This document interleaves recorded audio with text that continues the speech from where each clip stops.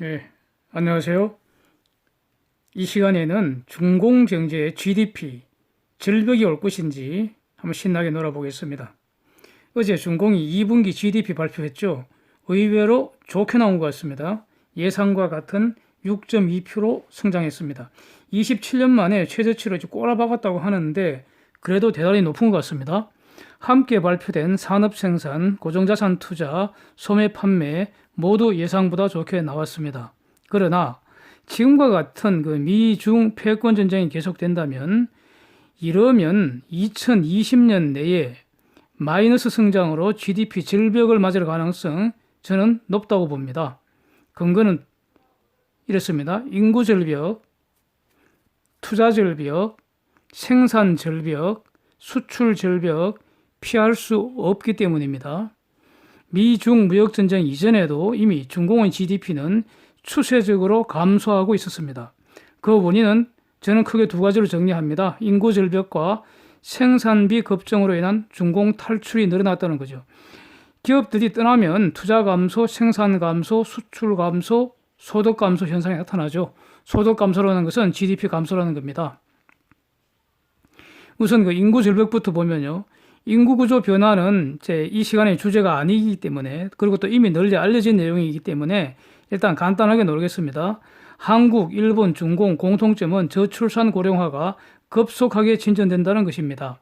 중공은 1980년부터 1가구 1자녀 정책을 법으로 정해갖고 아주 강력하게 실시를 한 거죠. 그래서 2015년 출산율이 1.05명이라고 합니다. 중공의 생산 가능 인구는 2015년부터 감소하기 시작했고요.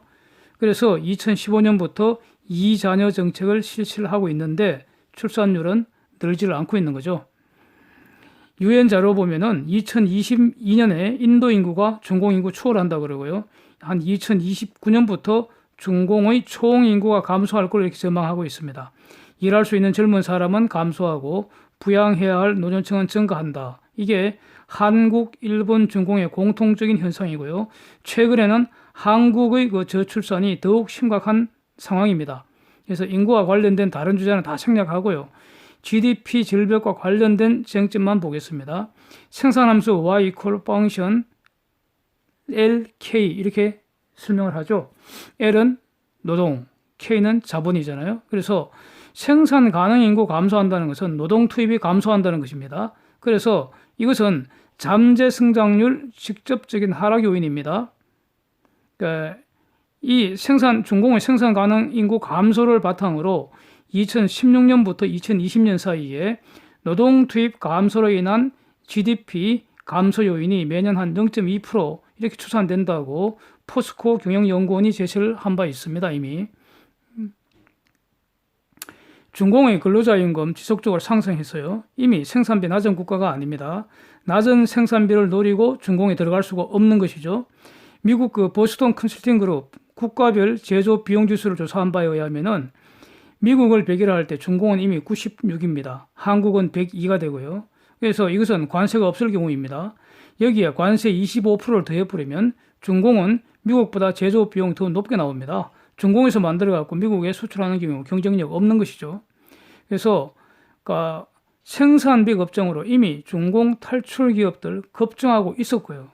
그래서 이미 그 중공은 노동쟁이도 급증하고 있고요. 그 다음에 대졸자도 엄청 늘어났고, 이런 문제, 각종 규제, 뭐 검사 이와 관련된 어떤 그 문제점, 에서 총체적으로 중공의 제조업 경쟁력은 급격히 하락하고 있었던 거죠. 표 보시면은 중공의 GDP 감소세 추세임을 한눈에 알아볼 수 있습니다. 이런 상황에서 설상가상으로 미국과 무역 전쟁으로 관세 폭탄 집중적으로 지금 얻어 터지고 있는 것이죠. 그리고 화웨이 등 개별 기업들 저격당하고 있습니다. 이것은 중공 GDP 감소 추세를 더욱 가속시킬 것이 분명합니다. 자, 몇 가지 사례를 한번 보죠. 가령 화웨이 공급업체 중에 스마트폰 부자재 공급하던 위밍시나라는 회사가 있는데 이 회사 화웨이 주문이 스톱되자 생산 라인 스톱 당연히 돼야겠죠. 8천여 명 그 직원들 레이오프 시켰다고 합니다. 강제 휴가. 일거리 생기면 출근하라고 통지하고요. 통지 없으면 알아서 먹고 살아야 되는 거죠. 플렉스 인터내셔널이라는 이 회사 위탁 제조업체인데 화웨이 휴대폰 제조하려고 후난성 창사지구에 대규모 공장을 세웠는데 1년도 안 돼서 화웨이 제재받는 바람에 지금 공장이 올 스톱됐다고 합니다. 사진의 그 무역신문 기사 보시면 6월에 중공 휴대전화 수출이 6.3% 하락했다고 하는데 이거 화웨이 여파라고 짐작하는 게 당연하지 않겠습니까? 월스트리트저널 등 그 여러 그 보도들 계속되고 있는데 미국 기업들 탈중공 가속되고 있다는 취지입니다. 관세를 피해서 베트남, 인도, 대만, 말레이시아 등지로 이전한다는 거죠. 이런 보도는 제가 여러 번 말씀드리고 있는데 차고 넘치죠. 특히 IT 계열, 다국적 대표 기업들 다 포함되어 있습니다. 트럼프는 수시로 트윗과 기자회견을 통해서 중공에 있는 기업들이 관세를 피해서 관세 없는 곳으로 떠나고 있다. 중공은 이 때문에 우리와 딜을 할 수밖에 없다. 이렇게 주장을 하고 있습니다. 해외로 떠난 제조업체들이 미국으로 밀려 들어오고 있다고 지금 자랑질하고 있습니다. 그래서 자기가 미국의 제조업을 다시 살려놨다. 이런 취지죠. 기사 한번 보십시오. 미 상무부 발표 보면은 2019년 1월부터 5월까지 5개월 동안 미국의 대중공 수입액은 전년 동기보다 12% 감소했다고 발표를 했습니다. 워싱턴 회담이 깨지고요. 2천억 불에 대한 관세를 10%에서 25% 올린 것이 5월 10일 이후입니다. 따라서 6월 이후 즉 하반기에는 미국의 대중공 수입액은 위 12%보다 더 많이 감소하겠죠. 당연하지 않겠습니까? 지금까지는 중공이 꼼수를 총동원해서 밀어내기 하고요. 그 다음에 베트남 등 이용해서 원산지 세탁하고 이제부터는 이런 것도 안 통할 겁니다. 예. 하반기 이후 본격적으로 수출 감소가 나타날 것으로 보는 것이죠. 그래서 중간 결론은 중공에서 만든 것은 관세 폭탄으로 미국 수출 더욱 힘들어지고요. 실제로 대폭 감소할 것이고 이를 피해서 기업들은 중공 탈출 급증하게 된다는 거죠. 기업이 떠나면 기업들이 담당하던 투자, 생산, 고용, 수출, 소득 싹 사라지는 겁니다. 또 새롭게 중공에 진출하는 기업들도 사라지는 것이죠. 여기서 투자 절벽, 생산 절벽, 소득 절벽 발생할 수밖에 없다는 겁니다. 절벽이라는 것은 갑자기 급격히 감소하는 것, 즉 폭삭 망한다는 것이죠. 2분기 중공 GDP가 6.2% 성장으로 27년 만에 최저치다. 이걸 보고 트럼프가 트윗을 날렸죠. 이게 자신의 관세 전쟁 덕분에 중공이 깔아앉고 있다고 자랑질하는 트윗 날렸습니다.